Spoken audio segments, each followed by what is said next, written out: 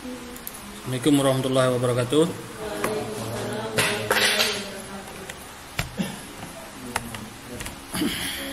Salam.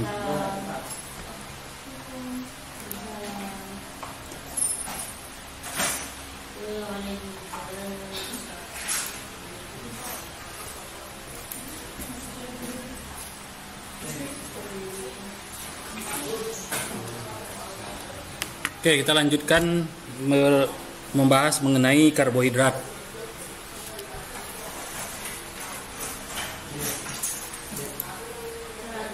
Kalau misalnya Anda ditanya karbohidrat itu apa? Makanan. Jadi kalau kita lihat di gambar ini kan, karbohidrat itu bersumber dari proses fotosintesis. Nah, di kiri atas itu merupakan produk-produk dari karbohidrat. Biji-bijian, buah-buahan, kemudian apa lagi tuh? Kacang, ya kacang masuk biji-bijian kan? Nah, karbohidrat itu kalau kita lihat proses fotosintesis itu terjadi dari proses fotosintesis ya, di mana melibatkan karbon dioksida dan air H2O, kemudian menjadi salah satu karbohidrat glukosa ditambah dengan oksigen. Nah, jadi kalau kita lebih dalam, sebenarnya apa itu karbohidrat? Jadi kita tidak bisa membahas karbohidrat bahwa karbohidrat itu adalah biji-bijian, beras. Tidak bisa sampai di situ. Untuk membahas karbohidrat di dalam biokimia, kita juga harus membahas bagaimana komponen dari karbohidrat tersebut. Nah, karbohidrat merupakan senyawa yang terdiri dari unsur karbon, hidrogen, dan oksigen. Nah, karbohidrat ini banyak terdapat di alam. Alam itu apa? Ya. Alam itu apa? Ruang terbuka. Jadi karbohidrat senyawa yang terdiri dari unsur karbon, hidrogen, dan oksigen yang terdapat di alam. Ya, seperti kita lihat tadi, biji-bijian bersumber dari tanaman biji-bijian kan yang tumbuh di alam. Beras, jagung, kemudian lagi kedelai, biji gandum, itu semua ada di alam. Nah, karbohidrat ini berasal dari kata hidrat karbon. Hidrat karbon yang berarti senyawa antara karbon dan air, sehingga dehidrasi sukrosa oleh asam sulfat menghasilkan karbon. Kemudian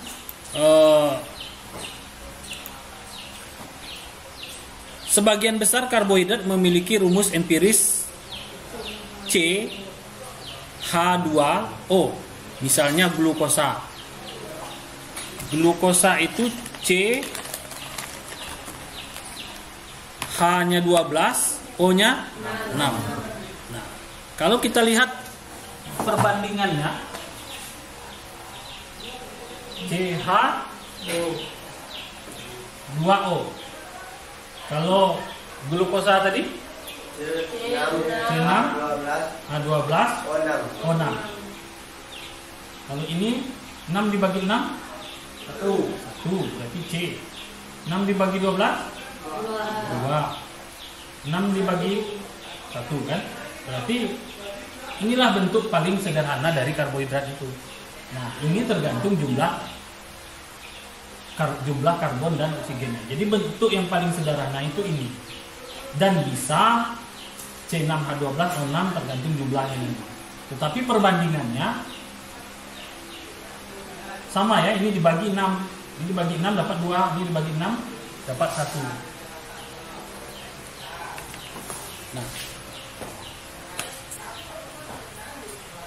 berdasarkan hidrolisisnya, karbohidrat ini digolongkan menjadi monosakarida, mono. Nah, kalau kita dengar kata mono itu berarti satu kan? Satu sakarida, kemudian disakarida. Kalau kita mendengar kata di berarti lebih dari satu. Wah. Dan polisakarida. Nah, kalau poli ini biasanya lebih dari 10, banyak polisakarida. Jadi berdasarkan hidrolisisnya, karbohidrat ini digolongkan menjadi monosakarida, disakarida, dan polisakarida. Apa itu mono, disakarida apa, polisakarida, bentuknya seperti apa, struktur penyusunnya bisa kita lihat pembahasan selanjutnya nanti. Nah, kalau secara definisi karbohidrat itu, nama karbohidrat itu berasal dari hidrat karbon yang merujuk ke rumus empirisnya tadi ya, CH2ON, di mana N adalah 3 atau lebih besar. CH2ON, di mana N 3 atau lebih besar. N biasanya 5 atau 6, tetapi dapat sampai jumlahnya itu 9. Karbohidrat sebagai sumber energi utama dibentuk oleh tumbuhan melalui proses fotosintesis. Yang seperti halaman pertama tadi, proses fotosintesis melibatkan karbon dioksida tambah H2O menjadi karbohidrat tambah oksigen. Berarti tumbuhan menghasilkan oksigen kan? Oke, jadi pentingnya karbohidrat itu. Jadi karbohidrat kita tahu bahwa karbohidrat itu dari proses fotosintesis. Di mana terjadinya sintesis karbohidrat?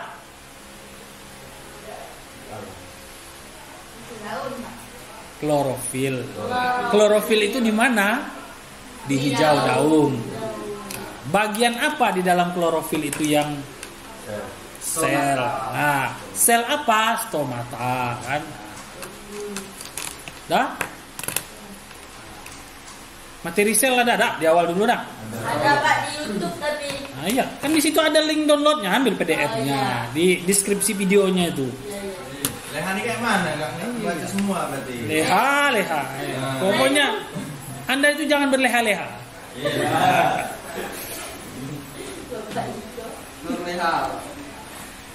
Nah, oke. Sumber karbohidrat. Nah, seperti pada gambarnya apa saja nih? Padi-padian, serealia, ubi, kacang kering, gula, jeruk, Kelapa. ya. dan lain-lain. Ini apa nih? Nasi, ya, nasi merah. Ini apa? Ketan. Sereal. Sereal, gandum. Ini apa? Buah-buahan ya. Ini apa nih? Mungkin beda nih. Sukun. Nah, sukun itu karbohidratnya tinggi. Hah? Tahu sukun? Tahu Pak. Tinggi karbohidratnya itu. Lembut Iya. sekali. Tahu kan? Sukun, pernah makan sukun kan? Kenapa? Diapain?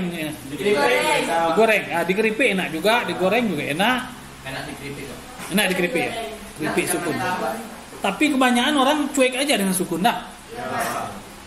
Iya. Kadang sampai Kami dipanggang busuk Pak. sampai busuk dibuang dah di olah-olah. Tapi enak. Ya, padahal karbohidratnya itu lumayan tinggi, itu hampir sama dengan karbohidrat nasi. Kalau sarapan itu Iya. pagi-pagi Iya. Kalau sarapan itu ya kantap perut dah semua. Roti banyak-banyak kan kenyang kok. Hah? Roti apa? Kalau makan banyak lo kenyang. Ah, yang ini apa nih? Mana Pak? Nih. Talas. salas. Talas itu banyak juga karbohidratnya. Nah, sekarang yang banyak, yang baru, yang lagi heboh, Kelapa. porang. Oh, porang. Nah, kenapa? Nah, itu lumayan itu kalau Anda mau mengembangkan tepung porang. Oke, lanjut. Fungsi karbohidrat. Fungsi karbohidrat itu apa? Jadi energi mengatur Nah, tolong dah. Masih ada loh. Apa?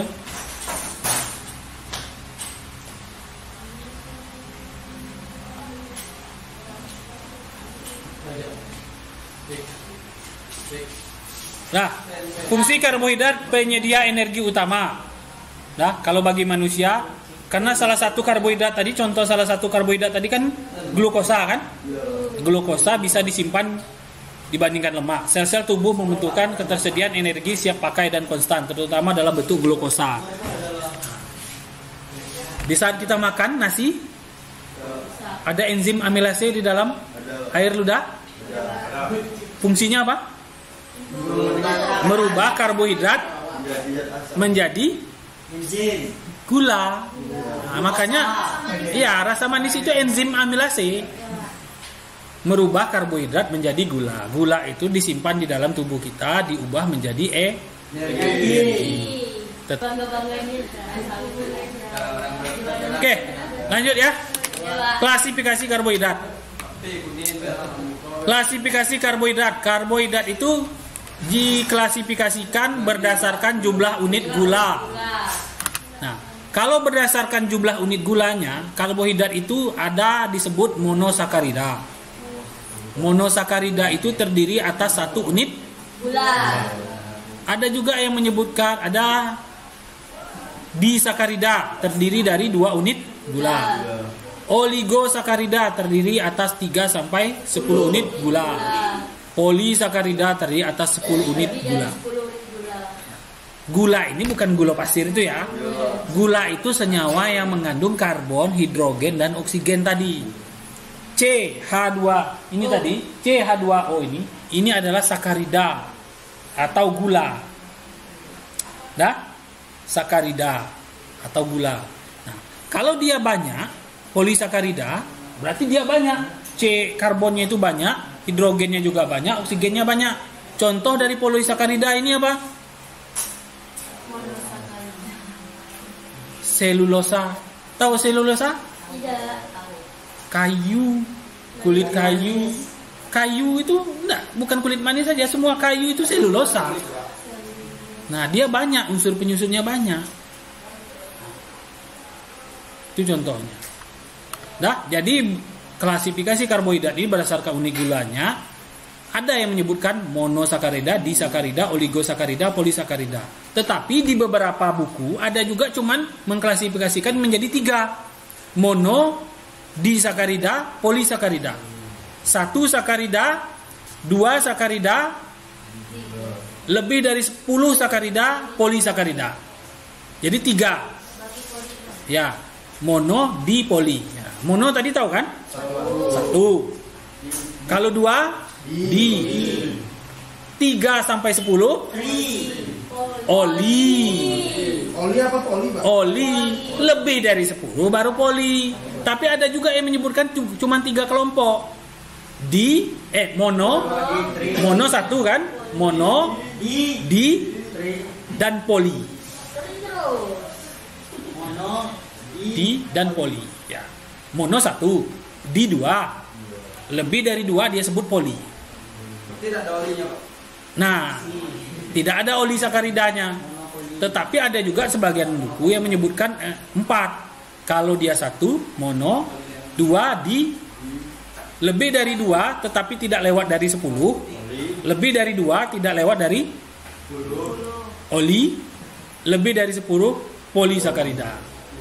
Nah, jadi ini setiap tahun saya masukkan dalam soal biokimia ini. Tuliskanlah klasifikasi karbohidrat berdasarkan rantai unit gulanya. Anda jelaskan itu. Monosakarida berarti terdiri dari 1 unit rantai gula. Disakarida terdiri dari 2 unit. Oli 3 sampai 10. Lewat dari 10 poli. Nah, lewat dari 10. Contohnya apa? Nanti kita lihat. Nah, kemudian ada juga karbohidrat berdasarkan gugus CO-nya.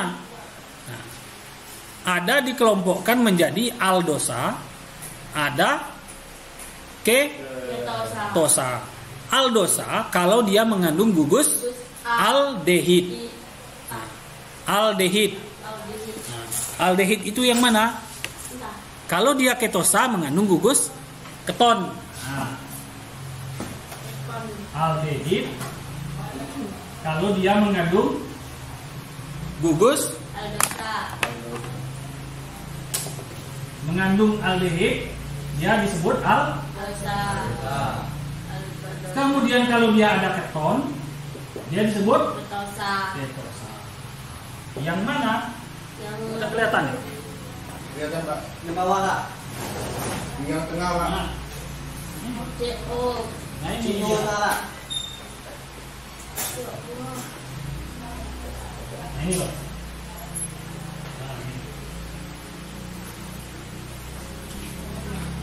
Tetap tidak jelas ya? Nanti ada gambar jelasnya ya. Ini.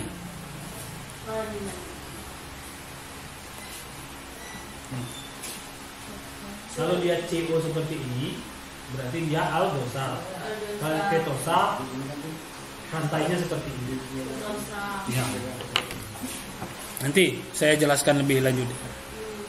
Yang jelas, berdasarkan gugusnya, gugus C dan O-nya, karbohidrat itu ada aldosa dan ketosa. Aldosa kalau mengandung gugus aldehid. Ketosa kalau mengandung gugus keton.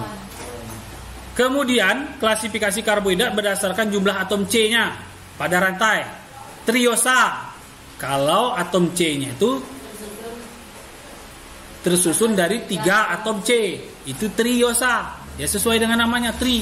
Ada nama tri sini. Nah, tri berarti dia anak 3 lah. Tayo tidak. Tetrosa tersusun atas 4 C. Pentosa tersusun atas 5 atom C. Heksosa 6. Heptosa, oktosa. Nah, dari nama-nama ini tadi aldosa, ketosa, triosa, tetrosa, pentosa, heksosa, hepsosa, oksosa, berarti kita simpulkan dalam penamaannya golongan karbohidrat atau gula ada osa. Kalau Anda belajar kimia dasar itu ada tuh kimia dasar.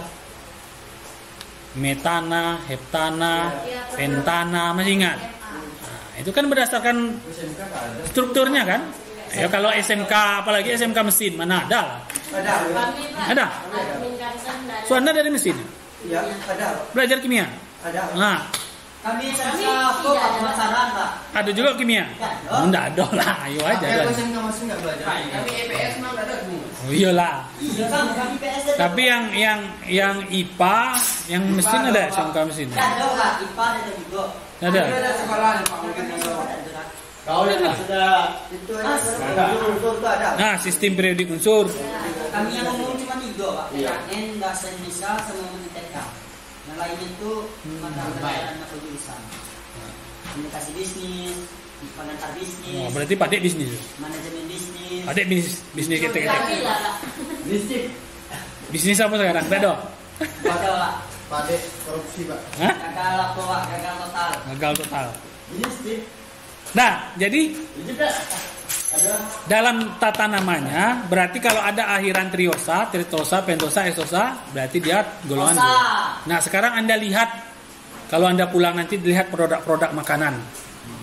Ada kandungannya. Anda pernah ada makan kacang atom Garuda? Makan pilus. Tapi Anda langsung makan saja enggak? Iya. Anda baca ada di situ? Ada pemanis buatannya di situ. Ada. Nah, coba Anda baca. Kalau kacang atom Garuda itu kan putih ya. Itu ada bacaan tuh mengandung pemutih, tidak dianjurkan untuk dikonsumsi anak di bawah usia 5 tahun. Air. Pilus juga, itu gulanya gula apa? Glukosa atau ada tidak disebut? Enggak. Gula narla. Nah, pilus, kacang Garuda itu ada bacaan di bawah tuh tidak dianjurkan untuk dikonsumsi untuk anak di bawah usia 5 tahun. Citrat. Asam sitrat itu perasaannya tuh. Citrat, Natrium citrat. Citrat buah apel. Nah, sitrat itu perasanya tuh. Perasa jeruk, antioksidan. Coba nanti Anda lihat produk-produk. Anda susu 3 sapi tahu? Ada enggak susunya dalam? Coba Anda lihat di apa tuh, ada enggak mengandung susu? Ada paling cuma sedikit, Pak. Biasanya. Nah, kebanyakan gulanya di situ. Kebanyakan gulanya, apakah glukosa atau apa dia pakai? Nah, paling gula pasir yang paling banyak. Nah, kemudian klasifikasi karbohidrat berdasarkan stereokimia. Nah, stereokimia itu apa? Musik, Pak, musik stereo. Ya. Stereokimia adalah studi mengenai susunan spasial dari molekul. Salah satu bagian dari stereokimia adalah stereoisomer. Nah, ini nanti saya lihatkan. Dah? Lanjut? Nah, ini klasifikasi tadi ya. Ada yang mengatakan 4, ada yang mengatakan 3. Nah, contoh dari monosakarida adalah glukosa. Struktur glukosa itu adalah nih. Dinamakan juga dextrosa atau gula anggur, terdapat luas di alam dalam jumlah sedikit, yaitu dalam sayur, buah, sirup jagung, sari pohon bersama dengan fruktosa dalam madu. Monosakarida. Strukturnya, bentuknya seperti apa? C-nya berapa? C-nya 5, 6. H-nya?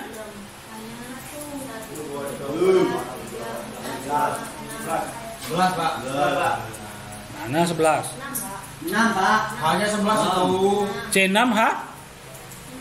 11.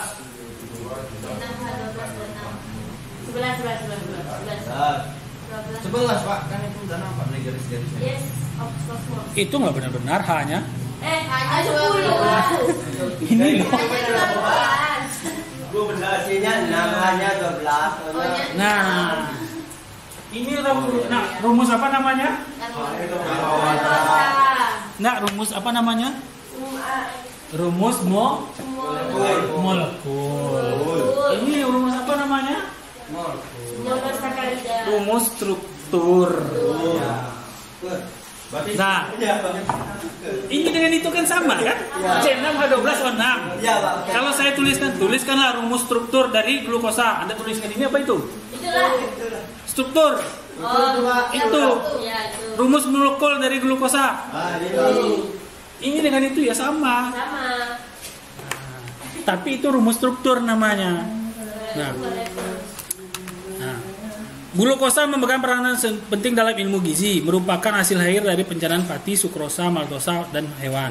Kemudian fruktosa, dinamakan juga levulosa atau gula buah atau gula paling manis. Fruktosa mempunyai rumus kimia yang sama dengan glukosa, C6H12O6, namun strukturnya beda.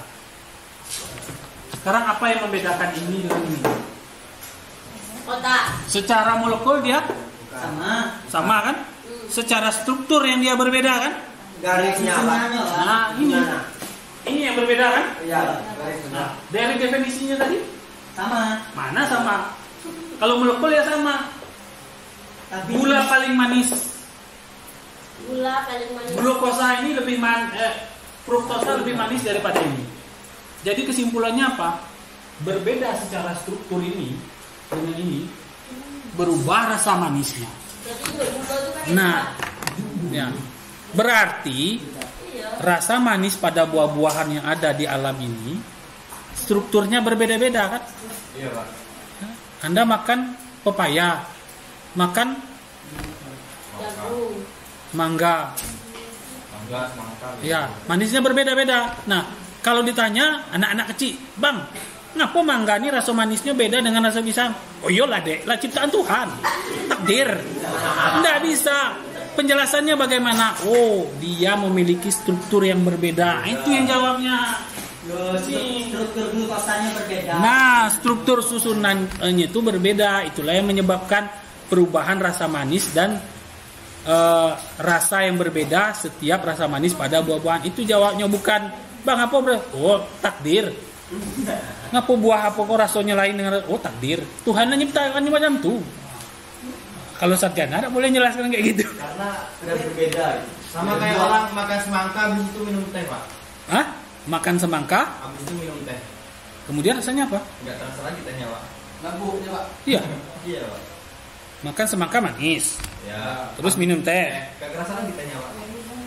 Rasa manis tehnya enggak ada lagi. Ya karena teh Kan betul semangka itu dari teh, Pak. Oh iyalah, teh itu kan basah. Iya. Teh manis loh. Teteh manis. Kau penggemar Sundo nih, teteh Sundo.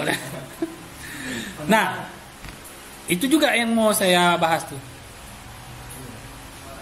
Teh itu basah. Sifat basah itu akan menggumpalkan protein. Tapi kenapa orang suka minum teh talua? Teh talua. Katanya minum teh talua berenergi. Padahal proteinnya sudah digumpalkan, sulit lagi dicerna di dalam tubuh. Hah? Iya, tapi orang hobi makan teh talua kan? Iya. Yang dapatnya cuma energi dari karbohidrat asam manisnya aja. Kan karbohidrat teh talua orang buatnya tahu buat dari apa? awalnya suka, Pak. Telur, pakai gula, aduk kencang-kencang, siram teh panas kan? Ya. Protein di dalam apa itu jadi menggumpal. Kalau sudah menggumpal di dalam tubuh sulit dipecah menjadi asam amino. Sebenarnya asam amino itu yang diperlukan untuk daya apa? Sekarang tinggal apa? Tinggal karbohidratnya saja, rasa manisnya saja. Makanya juga minum teh setelah makan itu juga tidak dianjurkan. Karena protein yang kita makan Berarti nggak bagus, Pak. tidak bagus. Minum teh itu setengah jam atau lebih dari setengah jam. Kopi, Pak. Hah? Kalau kopi boleh, kalau saya baca. Kalau minum teh itu tidak baik. Teh itu tapi kalau di Minang, kalau Anda pergi ke rumah makan Padang, banyak itu dia menyajikan itu tuh pasangannya. Makan teh tawa, teh apa? Teh goyang. Ah, teh goyang. Pahit, Pak. Ya, teh goyang. Teh goyang, Pak. Jadi sebenarnya minum teh setelah makan itu jeda kan. Jangan sambilan ini makan sambil minum teh. Enak Tapi lah. orang, Pak, makan sih, Pak. Udah sarapan baru minum teh. Dijedakan setengah jam paling tidak. Tidak, Pak. Kadang sana sih santai. Tidak bagus tuh, tidak bagus. Tapi enak, Pak. Nah itu Anda mencari enaknya atau sekarang mencari apa? Nikmatnya tuh. Ya itulah orang Indonesia tuh yang penting kenyang makan perutnya. Itu menunjukkan tingkat kemakmuran juga. Tujuan dari makan itu apa sebenarnya? Itu kalau kita tujuan dari makan tuh biar kenyang. Sebenarnya tujuan dari makan tuh untuk bertahan hidup. Kan intinya kenyang hidup. Bertahan hidup untuk mendapatkan nutrisinya. Nah, tadi kita kembali. Fungsi dari karbohidrat adalah untuk energi. Protein itu untuk pertumbuhan. Nah, kalau kita banyak mengkonsumsi yang mengandung protein, itu pertumbuhan kita bisa ke atas bukan ke samping. Untuk apa, Pak? Hah? Iklan. Nah itu. Iklan Susmindo, Pak. Nah, makanya juga kita harus mengimbangkan protein dengan apa? Dengan karbohidrat itu seimbang. Mana duluan telur sama ayam? Dulu, Pak. Mana duluan ayam sama telur? Dulu ayam, Pak. Dulu ayam baru. Hah? Punya, Pak. Tapi itu sudah diteliti sama orang di Dari laboratorium. apa tuh, Pak? Dari Abu apa? Dari Ibu Jahal. Ah, Sinyo. Nenek cangkuan gitu. Abu Lahab. Abu. Abu Lahab, Pak. Oh, kisah. Kisah Pak dulu, Pak. Itu kan teori, Pak. Teori dari ilmuwan. Bumi. Tapi kita tidak berbicara lucu-lucuan, tapi ini bicara ilmiahnya. Ternyata orang sudah meneliti, ternyata itu duluan ayam. Kan? Ayam, Pak. Karena apa? Telur itu tahu kan? Telur itu kan cangkangnya itu kan?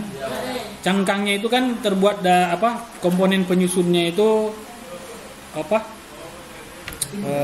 Sejenis zat kapur, ada zat kapurnya juga. Tetapi bagaimana telur itu bisa menjadi oval atau bulat? Itu ada sejenis senyawa